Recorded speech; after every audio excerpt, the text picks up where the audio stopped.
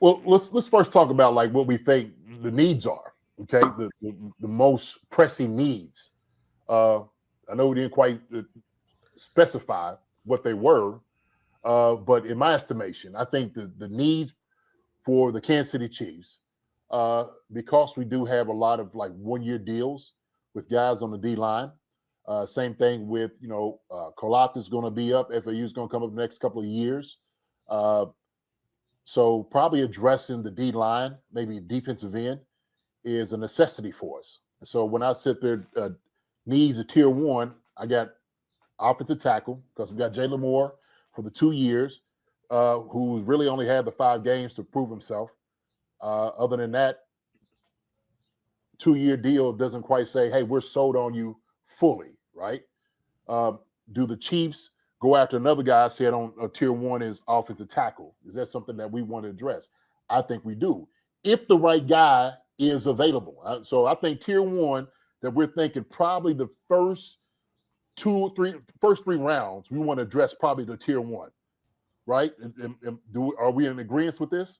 Right? We're GMs now. This is how the war room is working. So are we in agreement that maybe O-line, defensive tackle, defensive end are our most pressing needs right now? In that order or just in general? Just in general. Like that. Yeah, like, no, 100%. Yeah, so if we're sitting there saying that we're making decisions right now, okay, as a team while we're sitting here, we're seeing our most pressing needs, tier one, offensive tackle, if the right one's available, defensive end and defensive tackle is what we're probably looking for, correct? Yeah? Yeah. We're talking about round one.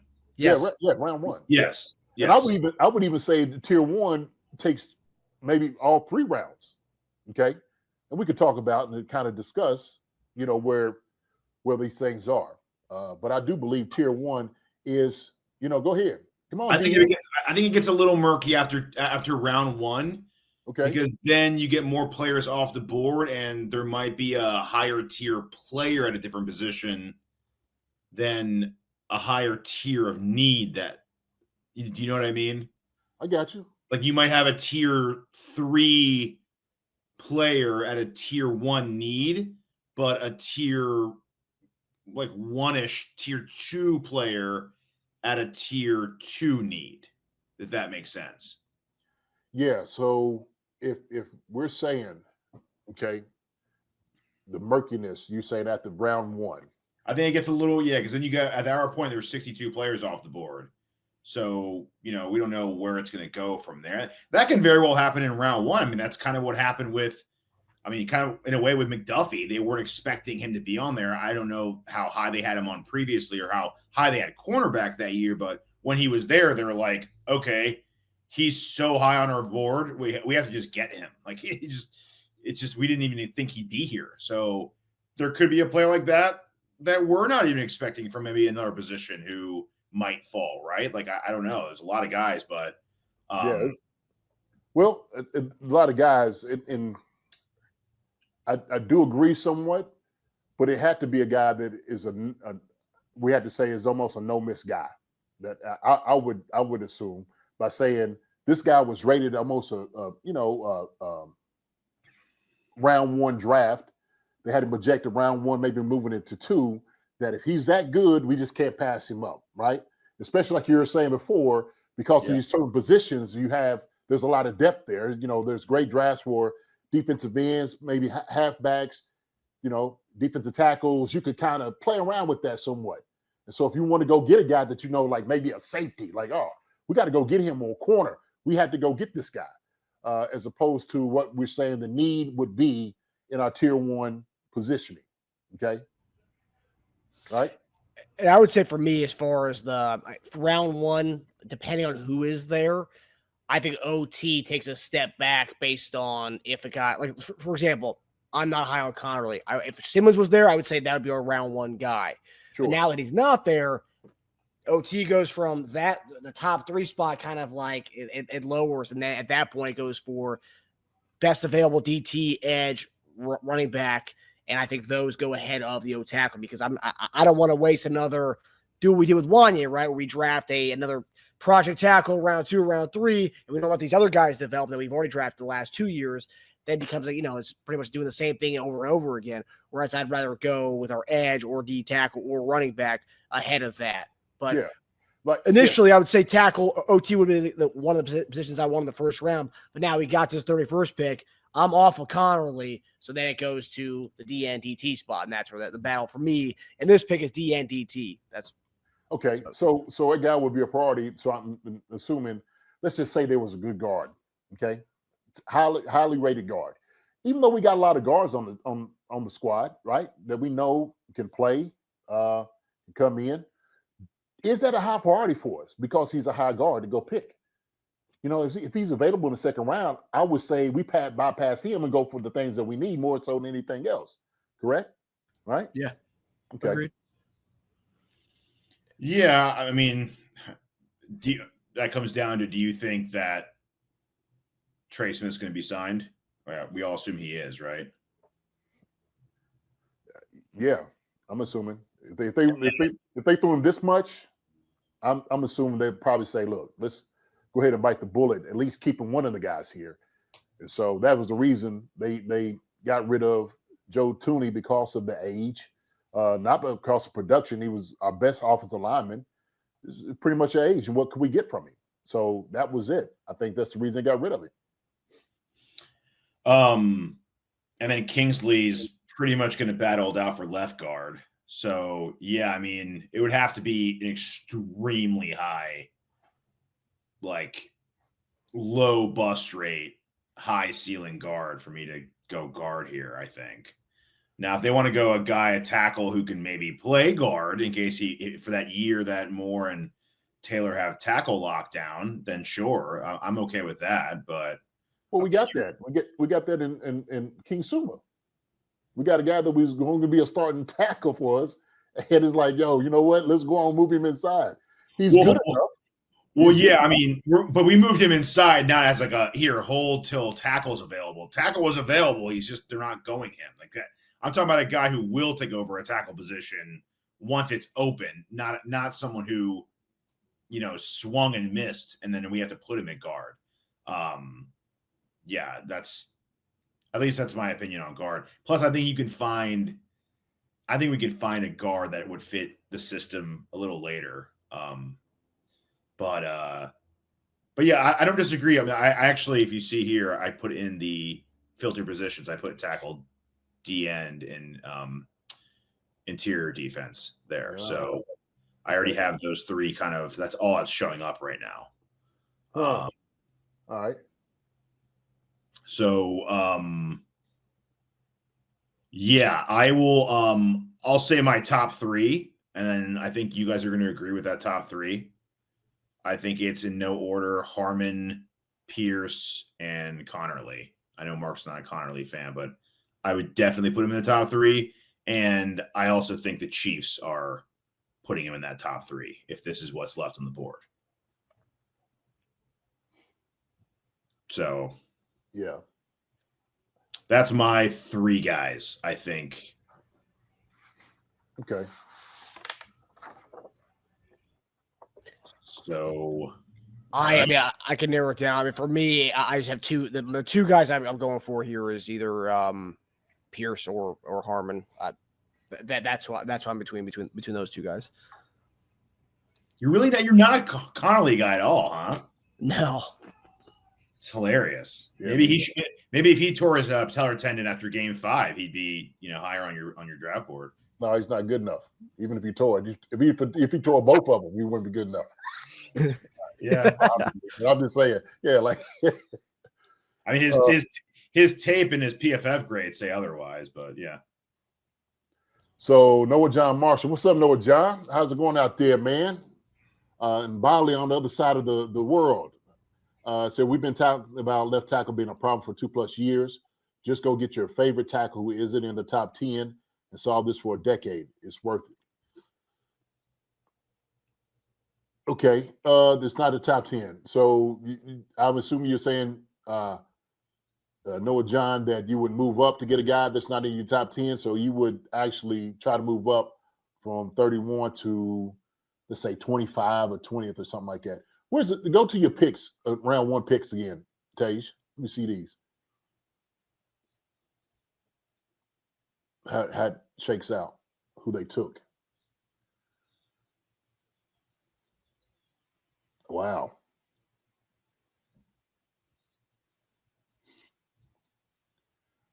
Okay. Wow. That's crazy. This is very surprising watching this from what this is going off the board. Now, is this how they do it? They just kind of measure like the newest projections of what they're hearing, or what? How does this? Because mine's never looked like this as far as guys, like some of the guys going this. How did it? There's like a formula it goes by. I think this one has, oh God, what do they have? They have position of need on a scale. They have PFF versus fan rating on a scale. Yeah, I mean, who are you expecting to be at our pick that is not there? Well, from what Noah John was talking about is obviously Josh Simmons is the pick they were thinking if he was going to go up to move to get that guy. I think the Chiefs were impressed enough about him to even say something like this. I think he would be a guy that you get for the future. And let's make no mistake about it. Okay, we can pick all the things around getting guys. The number one priority is to protect PM15, Patrick Mahomes, because without him throwing the ball and him being successful, the Chiefs are not going to be as successful as they should. Now, they'll be successful because you still got good players. They have great players. But your quarterback, because you do put a lot of money invested into him, you want to make sure that their protection is around him as well. I think it's what teams are starting to figure out. Well, Caleb Williams got to get more protection. They try to get, more protection down there in the Texans, but they got rid of what's the name because he was going to be a problem. So they're starting to figure out we need to protect our most valuable asset. Okay, that's the reason they came and got from here to Cincinnati, and so Orlando Brown. And so that was the reason they want to protect their biggest asset, which they should. I agree with you. That should be done. So what Noah John was saying, if there was a chance and opportunity that Josh Simmons is somewhere in that tier of 25, somewhere around there, do you move up to go get him? You can almost make an argument you can. I would, possibly. Especially if we're sitting over looking at all these guys right now from what you have when you put in just positions, you could probably get some of these other guys, that second round pick, that we're talking about. So I don't know. So let's deal with this. Yeah, see, exactly. Yeah, I know what you're talking about, and you make a great point. I would also take Conerly at 31 and be thrilled. Me too. I don't think Conerly is that far behind Simmons. I just don't think we saw enough of Simmons this year to say that. I don't think that's fair. He played 5 games against the easiest part of their schedule. I think it's purely potential. We're talking about Simmons. No, it is though. It's not. Last year he did a great job. But see, Marcus and I talked about this recently. He did a good job last year, but he's not getting the rave reviews off last year. He's getting the rave reviews of how he looked the first 5 games this season and where he was headed for the rest of the season. That got cut short. But if you see more filling in the gap with how they imagined the rest of the season would have gone, but we don't know it would have gone that way. He played his 5 cupcake scheduled games against San Antonio University. He didn't play against top flight talent in that 5 games. So the year before, was he playing against cupcake talent then? But that's the thing. Like, people are raving about Simmons not because of last year, though. They're raving about it because of this year. Right. So they see a young guy that's had growth, right? Which you want to be able to see. You want to see growth. Sure. And they show that. They show, and part of it is not depending on not just who you go through, athletic ability. Like what I seen on film, what he was able to show was the explosiveness, whatever his feet. Like those are things and techniques that he has about him. Those are attributes that regardless of who he went against will still look good. It's going to go against, maybe not your best players, but even your best players, just based off technique wise. And I think that's a reason everybody is saying that's why he's so good. That's why everybody's sitting over saying, Tage, hey, regardless if this guy's knee is bad or not, we still gonna take him in the first round.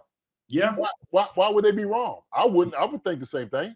Potential's a scary thing. It's a scary thing. Oh man, shoot! I think these guys know enough football. I mean, I watched enough of it to know that this guy is a much better player as far as like all his attributes, better than Conerly. I actually don't know if he is a better athlete than Conerly. Conerly is, I think the, if not the best athletic tackle in the draft. I disagree with that. I do. That is his best characteristic. I get it, but his problem is power. That's the only question he has. Well, I need power and everything for a tackle. I need power. You know, he's coming in the NFL. He's getting guys that's going to take off Patrick Mahomes' head. You need power behind that punch. You can't be throwing up no soft noodles up here thinking, I'm going to get stronger. We had a problem with that with Wanye. Wanye wasn't strong enough, okay? Wanye was one of those guys I'm sitting there saying he needs to get a lot stronger. Same thing with King Suma. King Suma, some of his technique, some of his strength. Those are things that we were looking at and saying, man, this guy, we just kind of missed the boat on. I think from what we've seen, it wasn't even a small sample size. I'm talking about the year before to the year before he ended, this past year before he got hurt. He showed everything that they needed to see to say he would have been a top-rated tackle. No question about it. And this is just not me saying it's my opinion. I mean, you see, this is all the other scouts and GMs and all of the teams that are sitting over here covering a guy like Simmons, So it ain't just, just saying, well, he's this, we're just going to grow him. They seen the growth. Yeah, what you're able to do. We didn't see it. We saw it for 5 games. We didn't see it for a full season. Oh, shoot. and hey, I can make similar arguments for Conerly. Conerly got better every year at tackle, and he played running back in high school. He's still, like, in the grand scheme of things, very, very new to tackle, and he's already a first-round talent. So what about 2 more years playing that position? He's only played for 4 years. It's crazy. He's this good after 4 years of development, true development. He's not, for me, and I've been saying this about Conerly. You could bring him and get him as your first-round pick. I do believe that there's going to be somewhat of a you're kind of putting a lot of your eggs in the basket to think he's going to be your starting left tackle in the league. But he's not. He's going to sit for like 1 to 2 years. Let's be honest here. Both of those guys are. Simmons is not starting one either. Never. If Simmons if he was healthy, he'd be my starting left tackle day one. It'd be no question. They're going to start him over $15 million Jalen Moore. If he was healthy, I would. Absolutely. No, absolutely. No question about it. And then you have Jalen Moore probably be the insurance spot on the right side and have him compete with Juwan and let him know, hey, like, it may be your last year in Kansas City, man, but you may not be starting this last year. Yeah. Looking at the evaluation process, there's only a few guys that I would sit there and say, okay, this guy right here is NFL ready. And I would trust him, watching Patrick's blind side.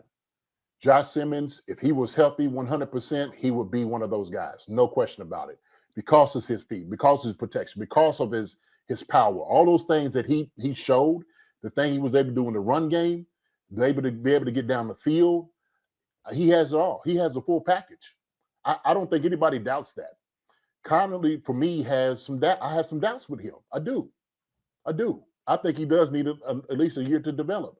Josh Simmons, only because of his knee, is the only reason he won't be a starter day one for me. Yeah, so I mean, but the reality is he does have a hurt knee, so neither one are going to be starting for us this year. But I'm fine with sitting, Simmons, like they say, if the knee is healthy, over Josh Conerly. Yeah, I mean, let's be honest, Kingsley shouldn't have started at the beginning of last year either. That's if we didn't start and play Kingsley, we might be saying right now we're supposed to have our tackle of the future. Right? If he never played at all at left tackle last year, if we just found replacements instead of Kingsley, we'd be saying right now, like, no, we have our tackle of the future. Kingsley's our tackle of the future. But, we prematurely played him. He didn't look ready. And now we're like, oh, man, there's no way he can play tackle. He's our guard. So, I want Conerly. I'll make that clear. But I'm being outnumbered, so I know I'm not going to get Conerly. So let's just go ahead and narrow it down to Pearce or Harmon at this point, because. But let me ask you though: if Simmons was on the board right now, you would make a case for Conerly over Simmons? I can make a case for it. I think the ceiling is probably higher for Simmons. Okay. I think the ceiling, because we just don't know. That's the thing. Like, he's got. I think we do know. We don't, though. You had 5 games last year. Yeah, but Tage, look, everybody's done the evaluation. They looked at the year before and this past year. Even if it was 5 games, they know. You know what you're going to get out of a guy. 5 games is enough to see what a guy's, he's able to do, especially if they've seen the year before that, and the year before that. So it's not like he's just a one-year starter. But it's not like one's projected to be a top 3 player, and then one's projected to be 35. They're like 5 to 7 picks apart in every single mock draft, or a couple picks apart in every mock draft. But why is that? Why is that though? No, but I know. But I'm saying it's not like this. It's not a Grand Canyon of a difference. It's negligible. It's like it's tiny. It really comes down to a player strength at that point, like what you want out of a certain strength that he has, or it's not. I agree with that. The only reason they're so close right now is because of his injury. That's it. Other than that, everybody was talking that Simmons was going to probably be a top 10 pick at left tackle. Yeah, I wish he played a decent pass rush this season against NFL players. He didn't. I mean, what do you mean? It's true, man. It's true. Okay. All right, he played 5 games. He's still rated the number 1, he's rated number 4 tackle. Well, he's still one of the top tackles. And you see everybody still trying to get him in the first round. So let's go ahead and move on. Again, how about we do it? They're 4 and 5 on everyone's list. So they're both top tackles. I get it. And the only reason Simmons is that low is because of the injury. That's it. That's my point. My point is, if it wasn't the injury, Simmons is probably the number 1 rated tackle. If he played like that the rest of the season, the rest of the season, absolutely. But we'll never know. And what if he struggled once they played better talent? I don't know. Who knows? He played his junior year. I think they would know. They seen it. Was he getting demolished? No, but he wasn't. But he wasn't the top tackle coming. How did he rate it? How did he rate his junior year? In 19 college games, he had 17 pressures in total, and I think he gave up 1 sack. How many games? In 1,100 snaps, he totaled 19 games experience left tackle and allowed 17 total pressures and 1 sack. Okay. Pretty good. Damn good. Yeah, Conerly, I think, had like a 2% pressure rate throughout his entire career at college. They both have ridiculous numbers. I can do that all game though. I can do that all day. That doesn't mean anything to me. They both have crazy stats that back that up. I've read crazy analytic numbers on Conerly too. But we had this argument the other day though. You're still writing off his last year, which that still doesn't make any sense to me. Because that's not where all the hype comes from. He didn't come into the year as the bona fide number 1 tackle. He looked amazing in those first 5 games. That's what did it. He jumped up in those first 5 games, and then it stopped. And then he didn't play the rest of the year. I don't know about that. I don't know. I didn't hear that. I never heard that. You're the first one I heard to say that the 5 games that you're saying is cupcake games, that he jumps up off of cupcake games. So you're saying right now that NFL and the analysts, the scouts, and everybody sitting there saying they don't realize it's against cupcake competition, okay, and they're going to jump him up because of that. I think to say something like that, I think it's incompetence. Simmons was having his best year yet before tearing his ACL 5 games into the season. Okay. Before his injury, he displayed high-level NFL traits. He was having his best year by far. He was. So I was looking at the things, the analysis. Go to the analysis, right? Up there. Yeah. This one? Yeah. So you see all these good things on him. You see only 3. Hands have a low starting point, no true displacement strength in the run game. Lower weight makes angry and tougher, though good knee bend and balance helps. Yep. Yeah. So, I mean, all the pros, man, outweighs the cons. And then when you look at Conerly, you look at him and you look at the analysis of him, there's a whole lot of them.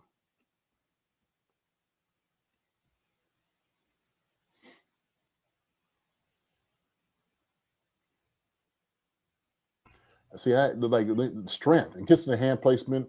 A couple of their negatives are actually very similar. Lower weight profile and late hands. He's got low hands. Well, they were saying lower weight and display strength in the run game. I don't think Simmons had anything with the run game. But because of this, so what are we doing? Okay, let's go ahead and just let's start moving forward, man. Yeah, no true displacement strength in the run game. It's the same thing. Let's move on. Like I said 10 minutes ago, we can move on to Pearce and Harmon. I'm totally down for that. Let's talk about. Let's get down to the nitty gritty. By the way, like, are we now we're selling on Conerly? So we're not taking tackle in this draft, right, guys? Is that what we're saying? We get one later down the road. Okay, but as far as Conerly's our last shot to maybe say grab a left tackle. Anyone we grab after this, let's be honest, unless we strike gold and lightning strikes, we're probably looking at replacing Taylor with that tackle later on in the draft, right? At right tackle. More than likely. So this is like saying left tackle on hold for a year, pretty much, right? Here's what I found. Ooh. Siri's got my back. What do you think, Marcus? I mean, I would say if we are going to get a tackle later on in the draft, that's going to be more of a project kind of guy. Yeah. I mean, I don't think. I mean, after this round, like I said earlier, after this round, it's more like, okay, you're not getting that. You're not finding that potential guy. You know. Yeah, I mean, we can see who's there. We can see who's there when the time comes, I guess. But yeah. Okay, so let's do this then. Let me get rid of tackle. So now we got the meat and taters. Pearce or Harmon? Pearce and Harmon. Sounds like an accident law firm. Yeah, they have Harmon. They have Harmon pretty ranked low here. But yeah, for me, JD, I know you guys. James Pearce is probably the overall better player. I would say I think we are all in agreement on that. Yeah. I just think Harmon so far and away the best D tackle on the board right now. That would be like the position I would say to go here. But that would be my position on it. So my opinion on it, I like Harmon a lot, but I do believe someone like James Pearce is a hard guy to pass up. For the simple fact that you look at somebody like Benito, right, for Denver, who's kind of like similar small, he's quick, he's got speed, like he's a dangerous guy because you need sacks.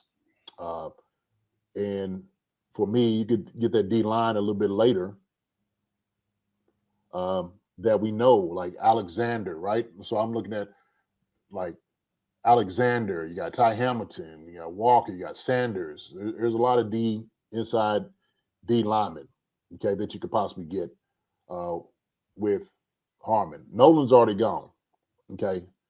I think Nolan was probably the number one to me. I don't think it was, consensus-wise, he was the best D-line. Well, not the best, but right up there. I think he was better than Derrick Harmon.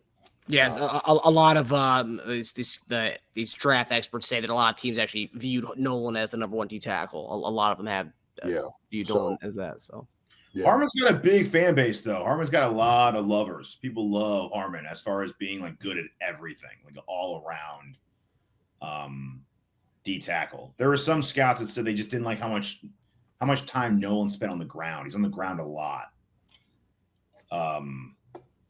But yeah, I mean, both. I think you're looking at Harmon and I think Alexander, in my opinion, are the last two guys that are, I think, truly elite at both run and pass. Mm-hmm. I think after that, you start going a step down. I think Pearce. So I think we might be able to get Alexander later on, Pierce, me. So I'm wondering like this: who would make a bigger impact? And I'm talking about like sacks wise. We've been looking for sacks. We've been looking for pressures. Would Pierce be able to provide that for us if we had him on the outside doing it? I think he would. Let's take a step back though, JD. Who do you think is going to see the field more? I think between those two, Harmon's guaranteed more playing time because of our lack of depth at D tackle outside of Jones. That's a good point. I think having Omenahu and having Karlaftis, and then you have Dana, and then you have an FAU who's also going to be fighting for that playing time over a Rook. That's going to be tough, man. It's going to be tough. No. Heck no. The thing is, he's going to be a first-round guy for us. James Pearce is a guy that's going to start immediately. And I don't think you take – Really? Why wouldn't you? How many defensive ends that you starting know? Over Karlaftis? You think he's going to start over Omenahu? Omenahu could play defensive tackle. We can move him around.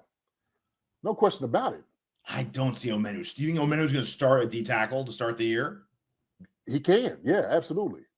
That's a good thing about Omenahu. That's the versatility he has. Yeah. So he can play defensive end, defensive tackle.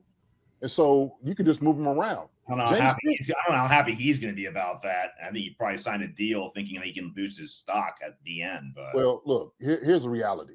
Okay, if they was that sold on Omenahu, they would have gave him a long-term deal and they'd have gave him a whole lot more money if that was the case. And so this is something that teams are sitting there saying like, and I'm telling you, man, this is just a cutthroat business. To get a guy like this doesn't cost a whole lot of money. James Pearce, and if you can produce getting sacks for us, they're going to make a guy like this play. They're going to let him play. We gave a chance and opportunity FAU to come and play. FAU didn't have the type of career that James Pearce did in college. He just didn't. James Pearce was a sack machine. And the thing is, he was able to get past guys and make them look silly. Like sometimes they couldn't even put a hand on him. So James Pearce would come in as a starting defensive end, and you let him get a whole lot of playing time. I mean, why wouldn't you? You just put him in the rotation. If the guy plays great, he plays great. Omenahu's still gonna get a lot of reps too. I think that's what you got to do on the D line. You got to have a nice rotation of guys. And so if guys produce, they produce. So same thing with defensive tackle. Who are you going to utilize? Because there's a lot of guys that there's guys we got, there's bodies, but there's 1 year bodies. You're 1 year guys.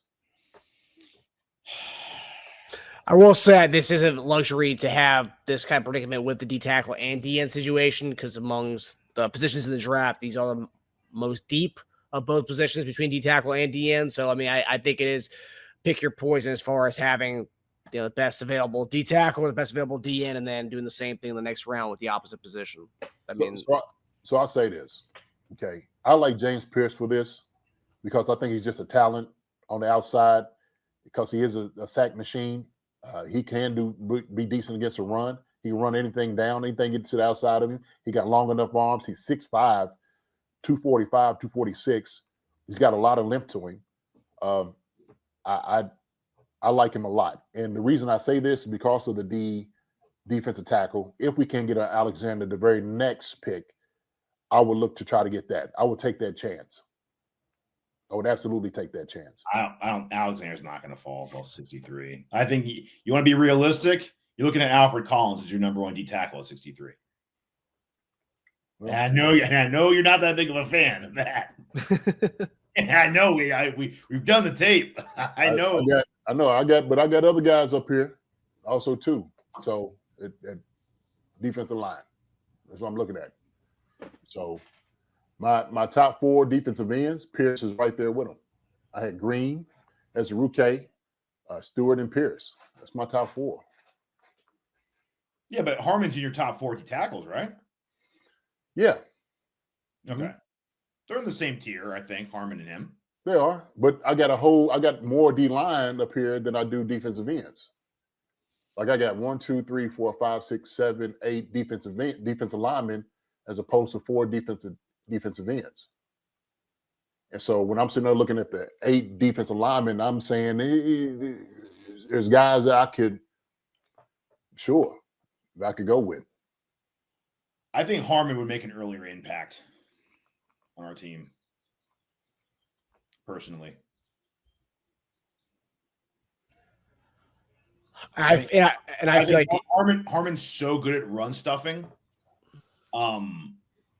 That's what he primarily did at MSU, was like run stuffing, and then he dropped a little bit of weight at Oregon, and then became like a pass rushing phenom from the inside. So he's someone who can slide into Jones's spot when Jones is sitting. He can play next to Jones. Yeah, I mean, I think I know a 15 plus sack guy is that's what you want, and that's enticing. Ceiling might be a little higher for Pearce, but I think the floor is much higher for Harmon. Harmon's not going to bust. Pearce could bust. No, I'm not saying he's going to. I just say if there's a bust meter, Harmon's is lower. I don't know how you figure that, other than this opinion. Well, because Harmon can play two parts of the game. I mean, Pearce is not a run-stopping DN. He's not. So I mean, that's one part if he's on the outside, if you're on the outside, 6'4", he's 3'4", 313, Harmon.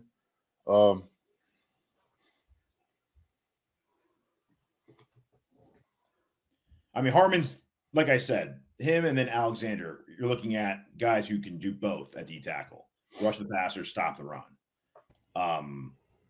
I think Pearce is a little more one-dimensional, and that's what you want at a D end anyway. You want him to rush the passer. That's what he's getting paid for. Yes. I just think because of that, Harmon's going to be, a highly functional player. Let's say Pearce is not as good as a rushing the passer in the pros. That's going to take a lot of his strengths away. Let's say Harmon's not as good as rushing the passer in the pros. Okay, you still have one of the top run stuffing D tackles out of the college. We got it with guys that's already there. That was the one thing that we did well. We stopped the run. So we have that. We have that with the guys. Pennell. We got that with the guy we just got here from the Raiders. What's his name? Tillery. We got a Minahu. What we don't have is we don't have a sack machine from the outside. We don't have one. Let's just be honest here. We don't. We're talking about, Kalafkis coming off because he worked hard, because he's a guy that's not going to give up. We're talking about a pure pass rush defensive end we do not have. Okay? That's one thing that we do not have on our team. And we can be honest about that. James Pearce will fill that for us. He will. I also don't want to go back to this because I don't want to get into a whole character conversation, but Okay. No. Oh Lord. Hold on. Wait till I say it. My gosh. You couldn't be but as far as reputation goes, you couldn't be talking about two opposite players. Harmon was the leader in the heart and soul of that defense.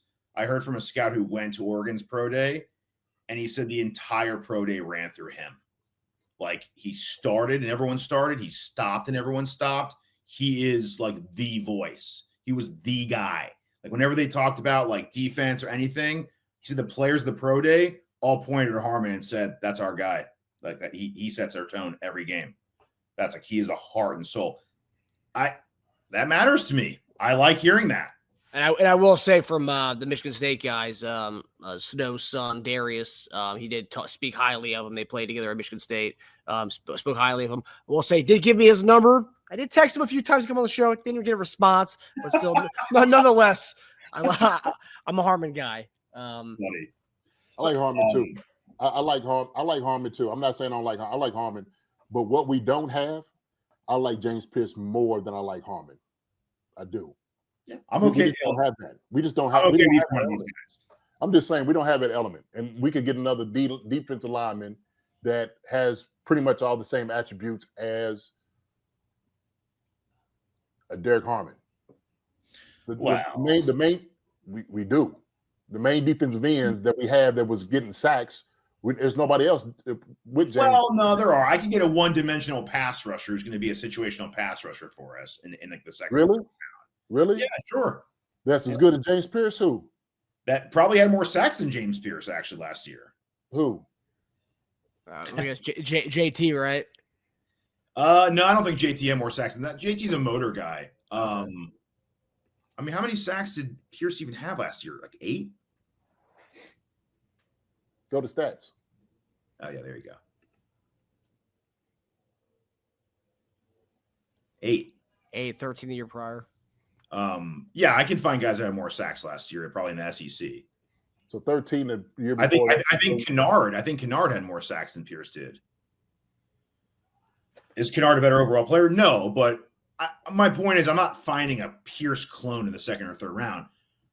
But you did make it sound like it's easy to find a Harmon later on. I could find Pearce. I agree with that. I think we can find somebody like an Alexander is going to be later on. I think he'll be there for us. All right. So, well, I mean, if we take Pearce right now, we're going to find out very quickly. I like Pearce. Okay, that's my choice is Pearce. I like Pearce. We don't have a guy like him on the roster to go get somebody. We don't have one. FAU hadn't been that guy for us. Joe Skalafis has got to fall off to get sacks, because of his high motor. James Pearce is a go-getter. He is a sack machine. We don't have that guy. I think it's something that the Chiefs need, and we don't have him. And it's Harmon had 3 less sacks than him at the D-tackle position. 5, and then he had 1 the year before that. Pearce had 13, and then 8. Come on, man. Let's talk. What are we saying? What are we talking about? What are we talking about here? Hold on. Did he play MSU? Did he play MSU that year? He was a run stuffing. He was schematically a run stuffing tackle. Yeah, his game did change. Yeah, he lost weight and became that. He lost weight and became a pass rusher in 1 year.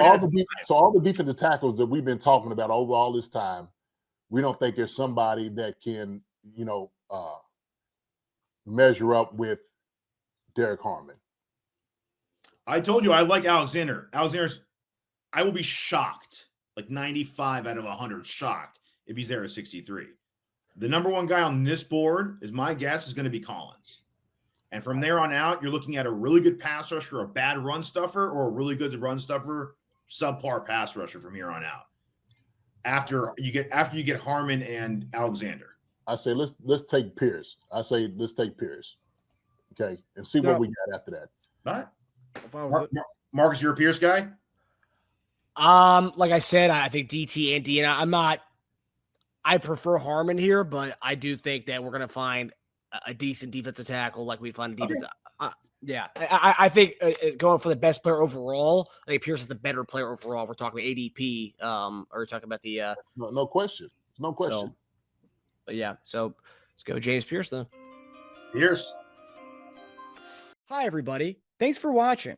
Subscribe here to get the latest from the show. Also, be sure to check out the best clips from Chief Concerns.